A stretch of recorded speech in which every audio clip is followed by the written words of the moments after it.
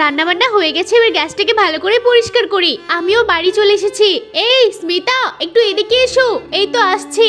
হাতটা ভালো করে ধুয়ে যাই, দেখি কি বলছে। হ্যাঁ বলো, কি হয়েছে? খাবার খাবে? হ্যাঁ খুব খিদে পেয়েছে, যাও তো খাবার বেড়ে দাও। তুমি বসো, আমি এক্ষুনি খাবার নিয়ে আসছি। আজকে একটু ভর্তা করেছি আর মাছ চচ্চড়ি করেছি, এটা দিয়ে ওর ভালো ভাত খাওয়া হবে। এই যে তোমার ভাত, খেয়ে ফেলো। ঠিক আছে, খুব জোর খিদে পেয়েছিল, আগে ভাতটা খেয়ে নি, তারপর অন্য সমস্ত কাজ করব। রান্নাটা বেশ ভালোই হয়েছে। আরে এখন আবার কে ফোন করলো? অফিস থেকে এখন আবার ফোন দিচ্ছে কেন? হ্যাঁ স্যার বলুন।